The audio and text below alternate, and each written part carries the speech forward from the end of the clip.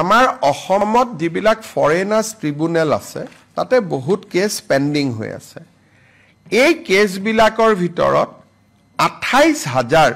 এনেকুৱা ব্যক্তি আছে যাৰ উপাধি কোচ ৰাজবংশী লোকসকলৰ সৈতে মিলে অৰ্থাৎ ২৮,০০০ কোচ ৰাজবংশী লোকে আজিও বিদেশীৰ এটা অপমান লৈ তেওঁলোকে ট্ৰিব্যুনেলত কেছ খেলি আছে ৰাজ্য চৰকাৰে বিশ্বাস কৰে যে কোচ ৰাজবংশী অসমৰ এটা খিলঞ্জীয়া কমিউনিটি কোচ ৰাজবংশী অসমৰ সংস্কৃতিৰ এক এৰাব নোৱাৰা অংগ আৰু সেইবাবে আজি ৰাজ্য চৰকাৰে সিদ্ধান্ত লৈছে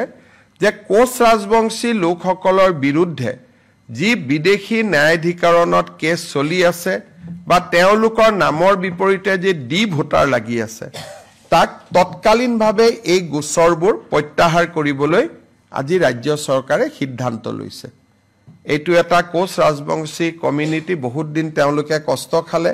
আৰু এই কমিউনিটিৰ মানুহবোৰ বৰ দুখীয়া গতিকে আজি তেওঁলোকৰ আমি এটা ঐতিহাসিক সিদ্ধান্ত লৈছো যে কোচ ৰাজবংশী কমিউনিটিৰ গাত এতিয়াৰ পৰা বিদেশীৰ লেভেল লাগি নাথাকিব তেওঁলোকৰ বিৰুদ্ধে চলি থকা সকলো গোচৰ ৰাজ্য চৰকাৰে ট্ৰিব্যুনেলৰ পৰা প্ৰত্যাহাৰ কৰিব